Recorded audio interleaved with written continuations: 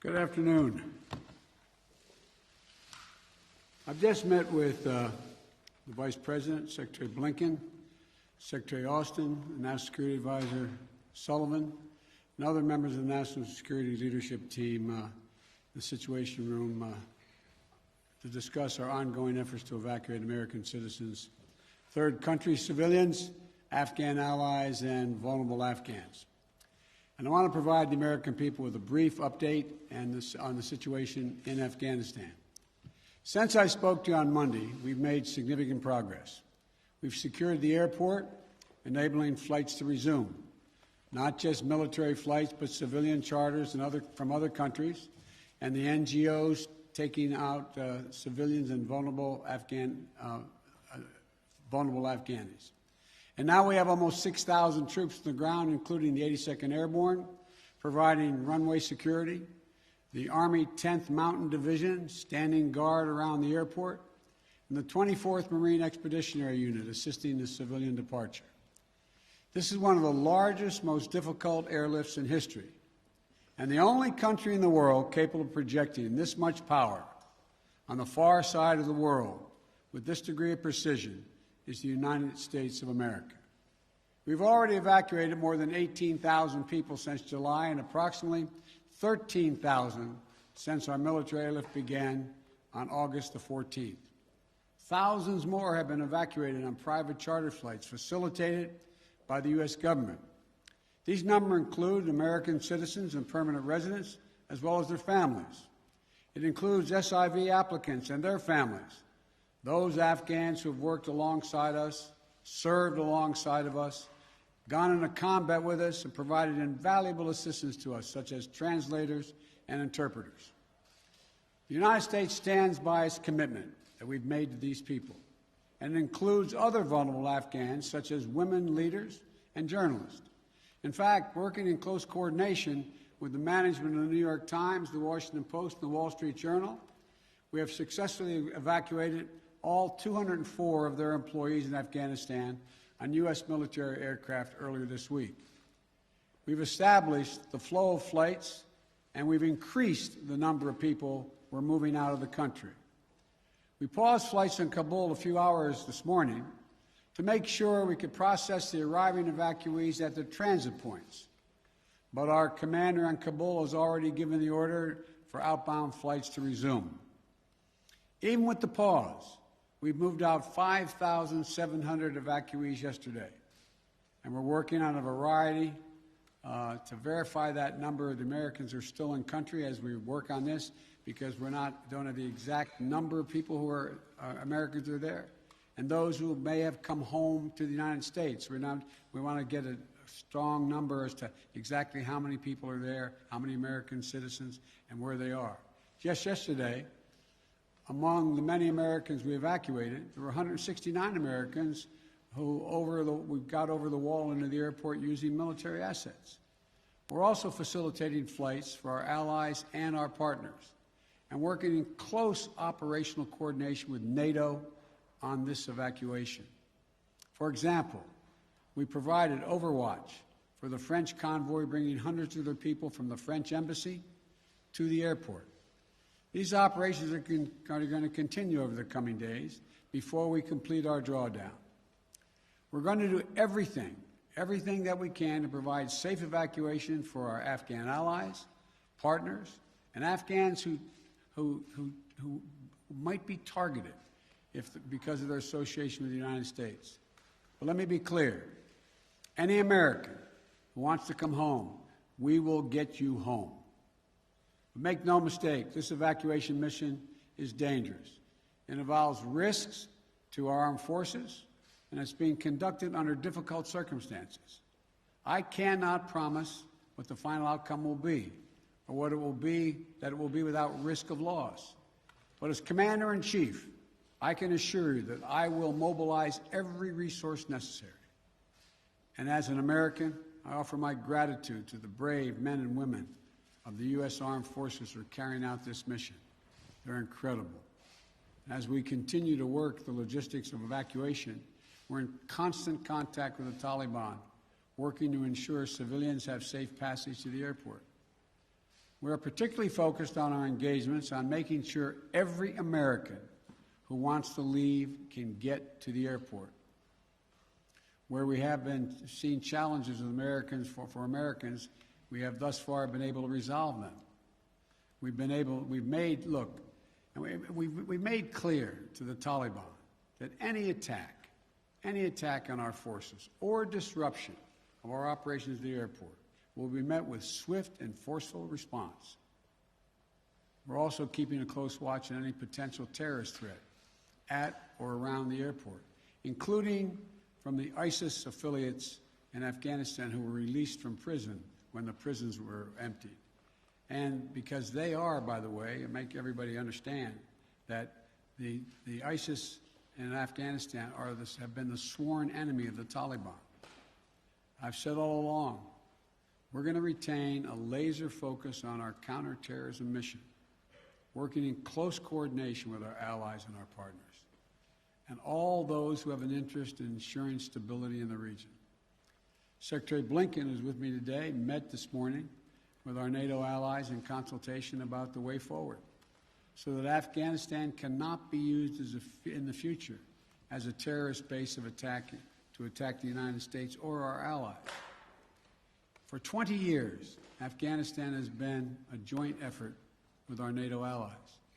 We went in together, and we're leaving together. And now we're working together to bring our people and our Afghan partners to safety.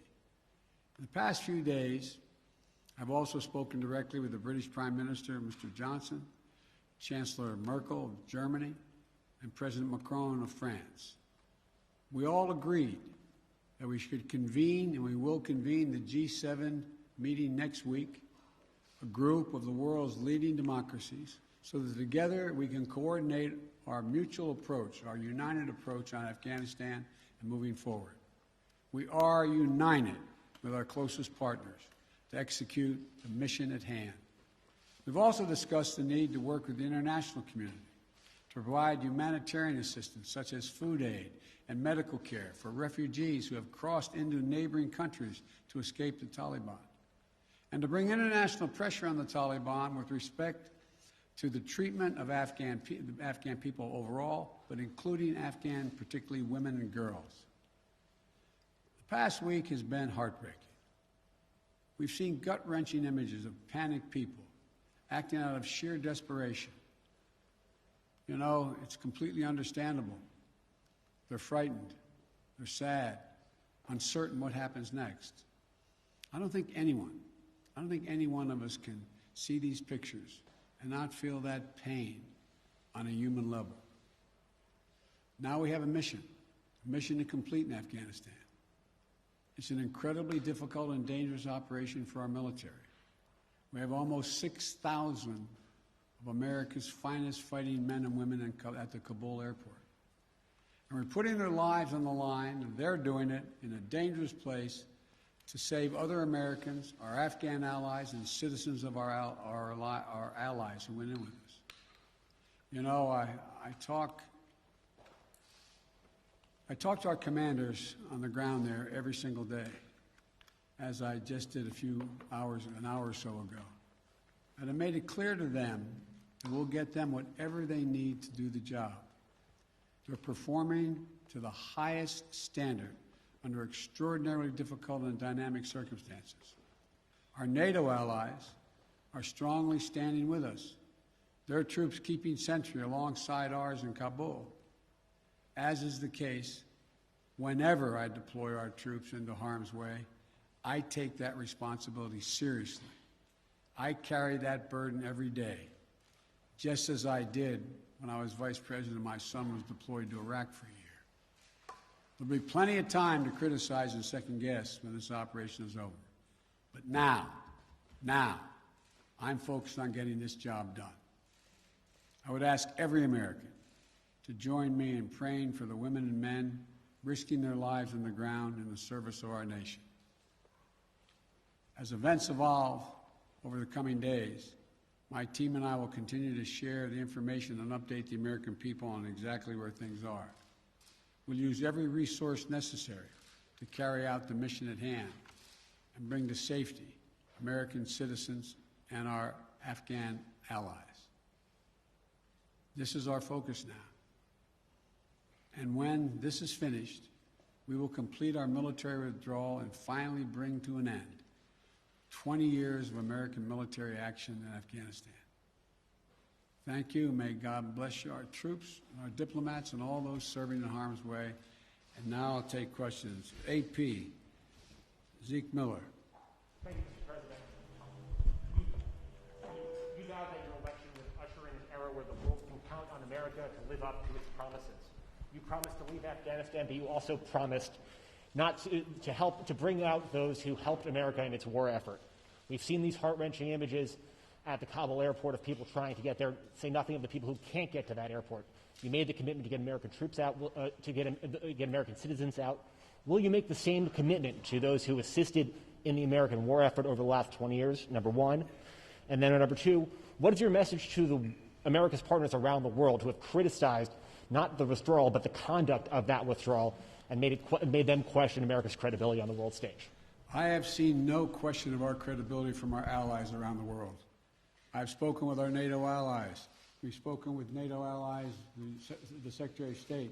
Our National Security Advisor has been in contact with his counterparts throughout the world and our allies, as has the General, I keep calling him a General, but my Secretary of Defense. The fact of the matter is, I have not seen that. Matter of fact, the exact opposite I've gotten.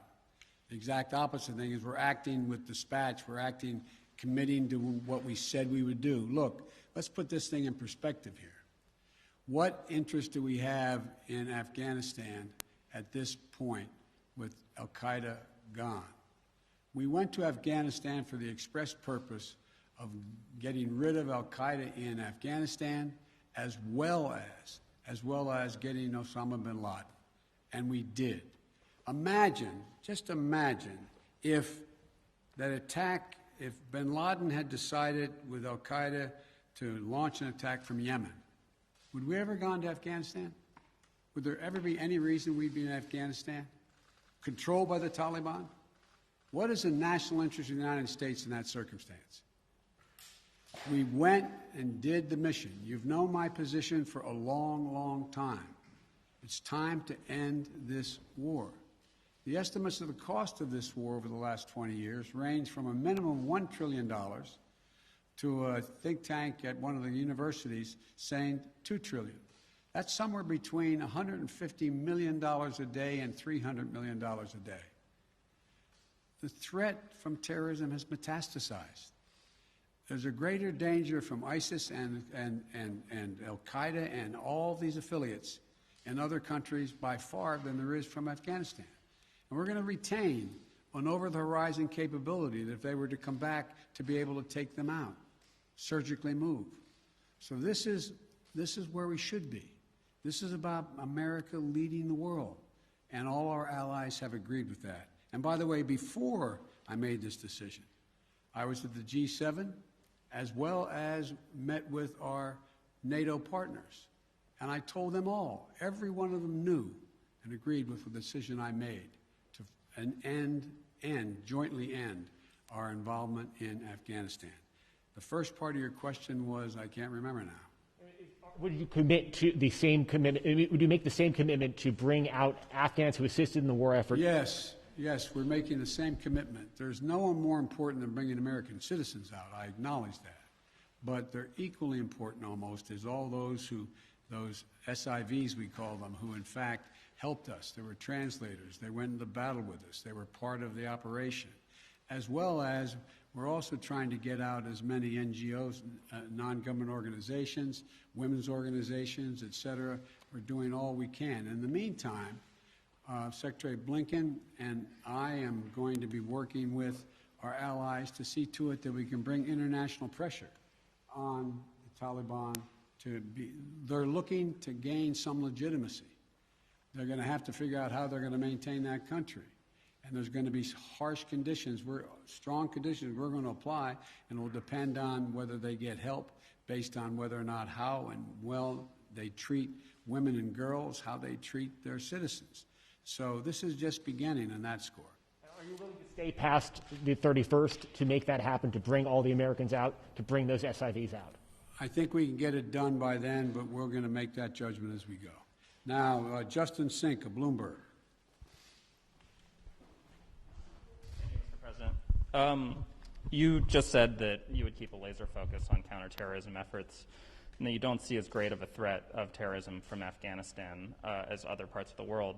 But if you and your administration so badly misassessed how quickly the Taliban would sweep through Afghanistan, and we no longer have an embassy there from which to run intelligence operations, how can you at all be confident of your assessment of the risk of terrorism and the ability of the U.S. to conduct over-the-horizon missions to keep it in check? Can you tell Americans that they're safe and will remain safe from terror attacks in Afghanistan? I think you're comparing apples and oranges.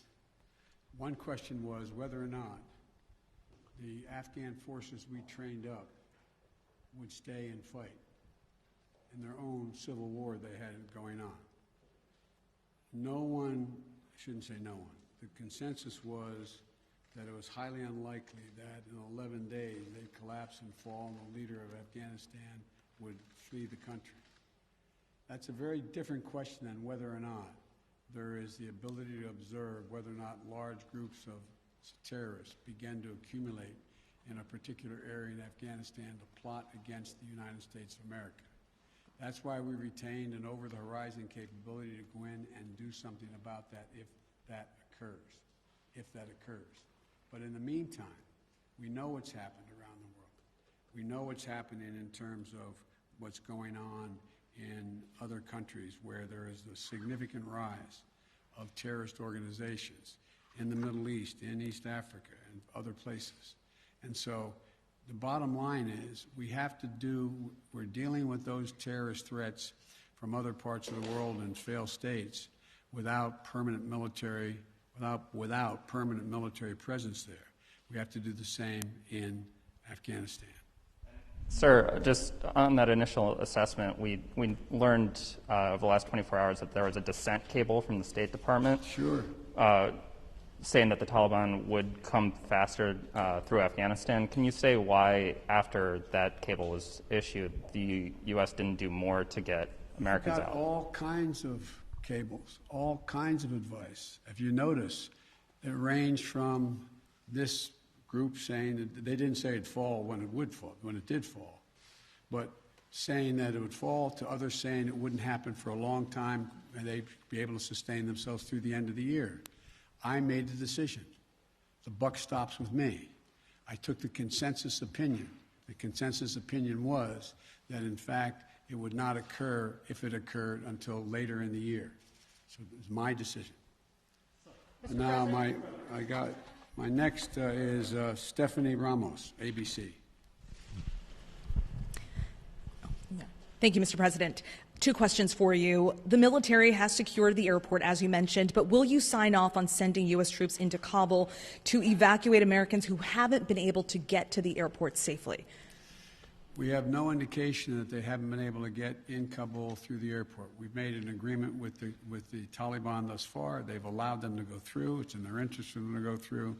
So we know of no circumstance where American citizens are carrying an American passport are trying to get through to the airport. But we will do whatever needs to be done to see to it they get to the airport. And one more, Mr. President. Last month, my colleague Martha Raddatz interviewed Abdul, an interpreter who was on the front lines with U.S. forces in Afghanistan.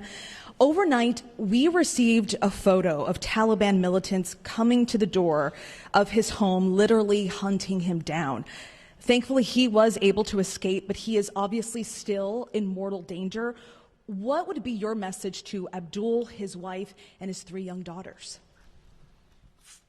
We want you to be able to get to the airport. Contact us. We'll see whatever we can do to get you there. We've got to get you out. We are committed to deal with you, your wife, and your child to get all 3 of you out of Afghanistan. That's the commitment.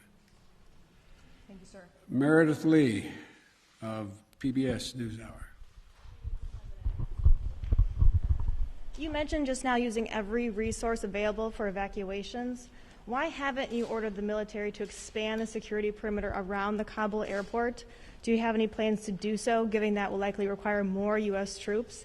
And are you considering rescue operations to recover Americans and Afghan allies stuck behind Taliban checkpoints? The answer is yes to the last question. We're considering every opportunity and every means by which we could get folks to the airport. That's number one. Number two, the reason why we have not gone out and started and set up a perimeter way outside the airport in Kabul is that it's likely to draw an awful lot of unintended consequences in terms of people who, in fact, are not part of the Taliban. We've been in constant contact with the Taliban leadership on the ground in Kabul, as well as the Taliban leadership at Dahou. And we've been coordinating what we were doing. That's why we were able, for example, how we got all of our embassy personnel out, how we got everyone out of the embassy safely. That was the distance. That's how we helped get the French out and out of their embassy. So the question remains, there will be judgments made on the ground by the military commanders at the moment, and I cannot second guess each of those judgments to be made. But the idea of, again, let me get back to the fundamental point I made at the outset. When the decision was made by me that, and it was made some time ago, and I ran 4 presidents saying I wanted to get us out of Afghanistan. One of the things that is a reality is people now say to me and to others, and many of you say it on air, that why did we have to move because no Americans are being attacked? Why did we withdraw those, why did we agree to withdraw 2,500 troops? No Americans are being attacked. As I said before, the reason they weren't being attacked was part of an agreement that Trump had made a year earlier. We will leave by May 1st, he said, as long as there's no attack on Americans in that year period. Number one. Number two, the Taliban was taking large swaths of the countryside, north and south. None of the major areas, none of the major points of the capitals of each of these provinces.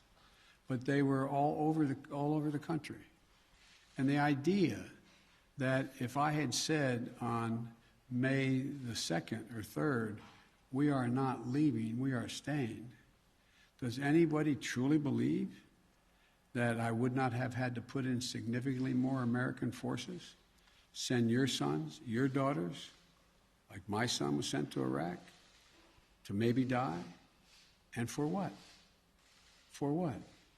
So the only rational thing to do, in my view, was to set up and pre-position American forces for the purpose of evacuation, and the aircraft to pre-position those ahead of time so that we would be able to begin the process of evacuation of American citizens, SIVs, and others who helped us.